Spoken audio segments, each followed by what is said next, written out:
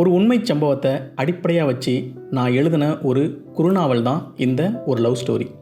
நான் முதல் தடவை ட்ரை பண்ண இந்த குறுநாவல் படிச்சுட்டு நிறைய நண்பர்கள் நல்லா இருக்குது அப்படின்னு பாராட்டியிருந்தாங்க.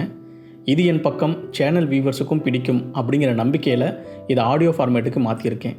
கேட்டுட்டு உங்கள் கருத்துக்களை பகிர்ந்துக்குங்க. நீங்கள் முதல் தடவை இந்த யூடியூப் சேனலுக்கு வரீங்கன்னா என்னோடய பேர் இளையராஜா. இது என்னுடைய ஆடியோ பிளாக். இங்கே நான் எழுதுகிற சிறுகதை, தொடர்கதை, பதிவுகள் எல்லாத்தையும் ஆடியோ ஃபார்மேட்டில் ரிலீஸ் பண்ணிகிட்ருக்கேன். உங்களுக்கு இந்த மாதிரி ஆடியோ ஃபார்மேட்டில் ஸ்டோரிஸ் கேட்க பிடிக்கும் அப்படின்னா என்னோடய சேனலுக்கு சப்ஸ்கிரைப் பண்ணிக்கங்க. உங்கள் ஃப்ரெண்ட்ஸ் அண்ட் ஃபேமிலிக்கு ஷேர் பண்ணுங்கள். ஒரு லவ் ஸ்டோரி பகுதி 5. விடியற்காலை 5 மணி. மார்கழி மாத தொடக்கம். குளிருக்கு இதமாய் போர்வையை கழுத்து வரை இழுத்து போர்த்தி கொண்டு படுத்திருந்தான் வினோத். அவனுக்கு அருகில் போர்வைக்குள் சுருண்டு கிடந்தான் மகேஷ். வார விடுமுறை என்றாலே 10 மணிக்கு முன்பு எழுந்திருப்பதில்லை என்ற சபதம் கொண்டவர்கள் இருவரும்.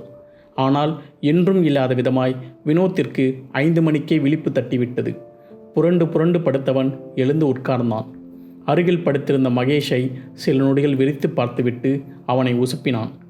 கண்களை மிகவும் பிரயத்தனப்பட்டு திறந்த மகேஷ் கொஞ்சம் சலிப்பு கலந்த குரலில் கேட்டான், டேய் என்னடா, எழுந்துரு, டீ சாப்பிட போகலாம். மணி என்ன? 5:30. டேய், இந்த 2 நாள் தாண்டா நிம்மதியாக ரொம்ப நேரம் தூங்க முடியும். அதை ஏன்டா கெடுக்கிற?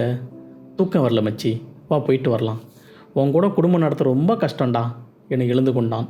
இருவரும் ப்ரஷ் செய்து கொண்டு பைக்கில் டீ கடை நோக்கி விரைந்தார்கள். குளிருக்கு இதமாய் டீ தேடி வந்த கூட்டத்தில் சிறிது நேரம் செலவழித்து டீ வாங்கி கொண்டு இருவரும் அருகே இருந்த மரத்தடிக்கு போய் நின்றார்கள்.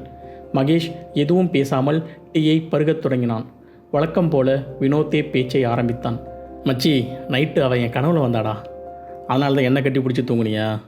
அப்படியா, ஒன்றை கட்டி பிடிச்சனா? ஆசையை பாரு, சும்மா சொன்னேன். டேய் ஏன்டா?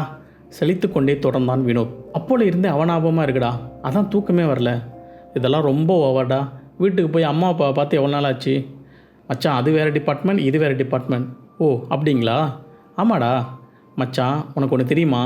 அந்த பொண்ணை நீ லவ் பண்ண ஆரம்பிச்சதுலேருந்து என்கிட்ட வேறு எந்த விஷயமும் நீ பேசுகிறதே இல்லை. அந்த பொண்ணை பற்றி மட்டும்தான் பேசுகிற.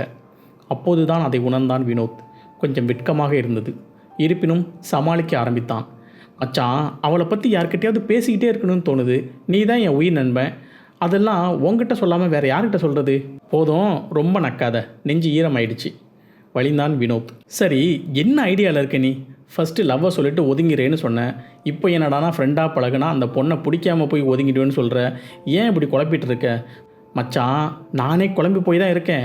அவளை பார்க்காத வரைக்கும் ஒரு மாதிரியும், பார்த்த அப்புறம் வேறு மாதிரி மைண்டு யோசிக்குது. சுத்த மானங்கிட்ட குடியார மைண்டாக இருக்கும் போல. இருவரும் சிரித்து கொண்டார்கள். காலி கிளாஸையும் டீக்கு பணத்தையும் கொடுத்துவிட்டு அறைக்கு வந்து சேர்ந்தார்கள். உன்னையும் என்னையும் பிரித்திடும் சனிகளையும் ஞாயிறுகளையும் கேலண்டரில் இருந்து முதலில் முற்றிலும் அழித்துவிட வேண்டும். எதுகை மோனை சரியாக இருக்கிறதா என பேருந்து நிறுத்தத்தில் நின்று யோசித்து கொண்டிருந்தான் வினோத். அது சரியாக ரேகா வரும் நேரம். அவளை எதிர்பார்த்துதான் அவன் அங்கே காத்திருக்கிறான் என்பதை உங்களுக்கு சொல்ல தேவையில்லை. பேருந்தில் இருந்து இறங்கியவளை உடனே அடையாளம் கண்டுகொண்டு அருகில் ஓடினான். ஹாய் ரேகா. குரல் கேட்டு திரும்பியவள் அவனை அங்கே எதிர்பார்க்காததால் கொஞ்சம் ஆச்சரியத்தை முகத்தில் காட்டியபடி, ஹாய், என்ன இங்கே என்றாள். நானும் இப்போ தான் பஸ்ஸை விட்டு இறங்கினேன். அப்படியா? ஆமாம். அது எப்படிங்க? கேன்டீன்லேயும் ஆக்சிடெண்ட்லாம் பார்க்குறோம், இங்கேயும் அதே மாதிரி ஆக்சிடெண்ட்லாம் பார்த்துக்குறோம். ஆச்சரியமாக இருக்குங்க எனக்கு. அவள் குரலில் இருந்த சர்க்காசம் வினோத்தை கொஞ்சம் சங்கடப்படுத்தியது. பேசிக்கொண்டே அவள் நடக்க வினோத்தும் அவளோடு சேர்ந்து நடந்தான். சரிங்க, உங்களை பார்த்து பேச தான் வெயிட் பண்ணிகிட்டு இருந்தேன். இங்கே பாருங்கள் வினோத், நான் ஃபஸ்ட்டே சொல்லிட்டேன், எனக்கு இந்த லவ்வில் எல்லாம் இன்ட்ரெஸ்ட் இல்லைன்னு. நீங்கள் முதல்ல ஃப்ரெண்டாக பழகலாம், அப்படியே பேசி பேசி இம்ப்ரெஸ் பண்ணி என்னை லவ் பண்ண வைக்கலாம் அப்படிங்கிற ஐடியாவில் இருந்தீங்கன்னா இப்போவே சொல்லிடுறேன், உங்களுக்கு தான் டைம் வேஸ்ட். அந்த நேரத்தில் வேறு ஏதாவது வேலை இருந்தால் பாருங்கள் என கூறிவிட்டு வேக நடை போட்டு அவள் நடக்கத் தொடங்க வினோத் அங்கேயே நின்று கொண்டான். முன்பே சொன்னது தான், ஆனால் இந்த முறை மிக தெளிவாக தீர்மானமாக சொல்லிவிட்டாள். அவனுக்கும் அவள் தன்னை காதலிப்பாள் எனும் நம்பிக்கை இல்லை. இருப்பினும் அவளோடு பேசுவதற்கும் பழகுவதற்கும் தன்னால் முடிந்த முயற்சிகளை செய்து கொண்டிருந்தான். அவளிடம் பேசுவதை எப்போதும் மதனிடம் பகிர்ந்து கொள்ளும் வினோத் இதனை சொல்லவில்லை. மதனுக்கும் வேலை இருந்ததால் வினோத்திடம் பேச்சு எதுவும் கொடுக்கவில்லை.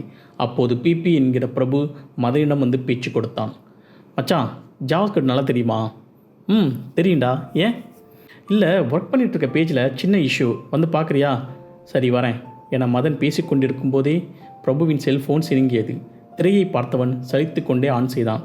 மோகனம் பிரியா, நான் தான் கால் பண்ணுறேன்னு சொன்னேன்ல, அதுக்குள்ளே என்ன? ஒர்க்கில் இருக்கேன்டா, அப்புறம் பேசுகிறேன். சொன்னால் கேட்கணும். இங்கே பாரு, அழக்கூடாது. இடைவெளி விடாமல் பேசிக்கொண்டிருந்த பிரபுவை அழைத்த மதன், மச்சான் பிபி, நீ வேணா அந்த பக்கம் போய் கடலை போடுறியா? ஏன் மச்சான், எரிச்சலாக இருக்குது அதான். ஓ, வைத்தறிச்சலா?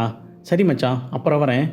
மோகனப்பிரியா சொல்லிடி என கூறிக்கொண்டே இடத்தை விட்டு நகர்ந்தான் பிபி பிரபு. வினோத்திடம் திரும்பி, இவன் வேற என்னை ரொம்ப டார்ச்சர் பண்ணுறான்டா என்றான் மதன். வினோத் பதிலேதும் கூறாமல் சிரித்தான். உடனடியாக முடிக்க வேண்டிய வேலைகளை செய்துவிட்டு கேன்டீன் செல்வதற்காக எழுந்தான் வினோத்.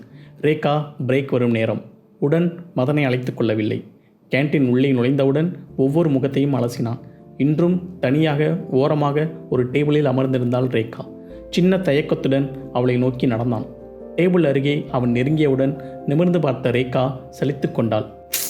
என்ற சத்தம் போதுமானதாக இருந்தது அவளின் மனநிலையை புரிந்து கொள்ள. அவளுக்கு எதிரே இருந்த சேரில் அமர்ந்து கொண்டான். ரேகா, நான் சொன்ன மாதிரி அதுக்கப்புறம் லவ் அது இதுன்னு உங்ககிட்ட பேசவே இல்லையேங்க, அப்புறம் ஏன் என் மேலே கோவப்படுறீங்க? நிமிர்ந்து அவனை ஒரு பார்வை பார்த்தாள். சுவாசிக்க மறந்து போனேன். உன் விழிகளின் கதிர்வீச்சுகள் என்னில் இறங்கிய பொழுது. இப்படியெல்லாம் பார்க்காதே முட்டைக்கண்ணி, அப்புறம் ஜென்மத்துக்கும் உன்னை மறக்க முடியாது என மனதுக்குள் அவளை திட்டினான். ஆமாம், நீங்கள் பேசலை, ஆனால் உங்கள் ஆக்டிவிட்டீஸ் எல்லாம் பார்க்க அப்படி தான் இருக்குது. உங்ககிட்ட பேசணுன்னு முன்னாடியே சொல்லி தானேங்க ஃப்ரெண்ட்ஸ் ஆனோம். நான் சொன்னதை மீறி மறுபடியும் லவ் பற்றி பேச்செடுத்தா அப்போ என் மேலே கோவப்படுங்க, பேசாமல் போங்க. ஆனால் அதுக்கு முன்னாடி இப்படி பண்ணால் என்னங்க நியாயம்? ஹலோ, நீங்கள் பண்ண காரியத்துக்கு என்ன ப்ளேம் பண்ணாதீங்க.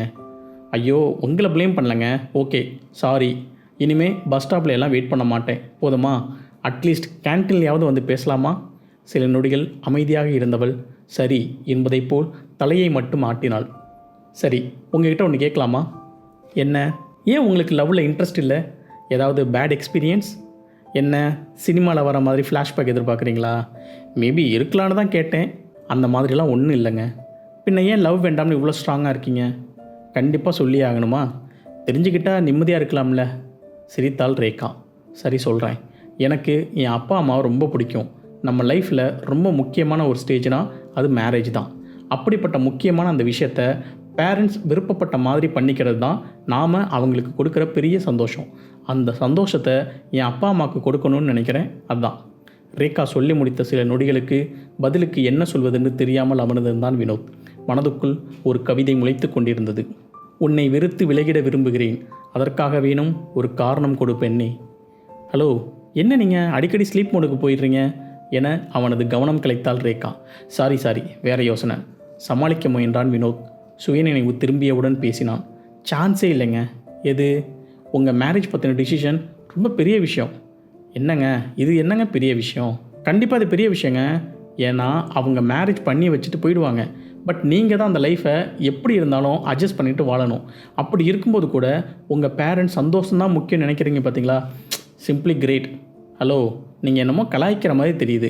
சேச்சே, இல்லை, சீரியஸாக சொல்கிறேன். ரொம்ப பெரிய விஷயம் இது. பட் கொஞ்சம் ஓல்டாக கட்டுப்பிட்டியாக தான் இருக்குது. இருந்தாலும் you girls are awesome.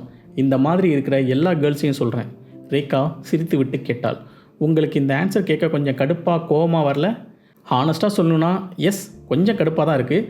But இதே வார்த்தையை என் அக்காவோ என் தங்கச்சியோ சொல்லும்போது சந்தோஷப்படுவேன். அப்படிங்கிறப்போ நீங்கள் சொல்கிறப்ப மட்டும் இல்லை, இந்த மாதிரி நீங்கள் சொல்கிறது தப்பு, லவ் மேரேஜ் தான் நீங்கள் பண்ணிக்கணும், அதுதான் பெஸ்ட்டு அப்படின்னு நான் சொன்னால் அது அயோக்கியத்தனம். So I respect your decision. Rekha புன்னகைத்தான். தேங்க்யூ வினோத். வினோத்தும் பதிலுக்கு சிரித்தான். அவள் கோபம் மறந்து சகஜமாக பேசியதை விரும்பிய வினோத் மேற்கொண்டு பேச்சினை தொடர்ந்து நினைத்தான். இதை பற்றி பேசுவது என தெரியாமல் ஒரு கேள்வியை கேட்டான். சரி, வீக்கெண்ட்ஸ் என்ன பண்ணுவீங்க? மொக்க கேள்விதான். ஆனால் பேச்சினை தொடர்வதற்கு இது போதுமென நினைத்தான். அதோடு அவளை பற்றி மேலும் தெரிந்து கொள்ள அந்த கேள்வி உதவும் என நினைத்தான்.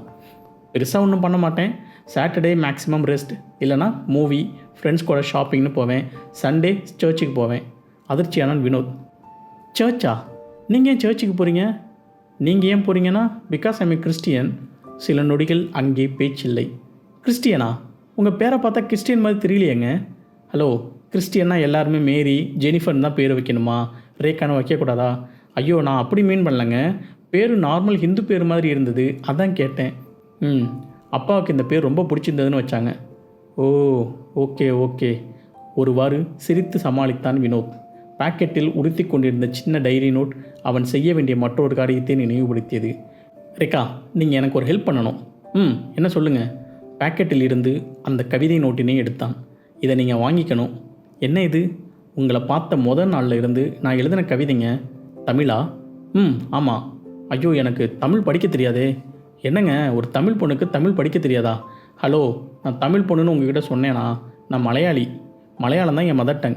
அவள் கொடுத்த அடுத்த அதிர்ச்சியில் கையில் வைத்திருந்த கவிதை நோட்டினை பிசைந்தபடி உடைந்து போய் உட்கார்ந்திருந்தான் வினோத். தொடரும்.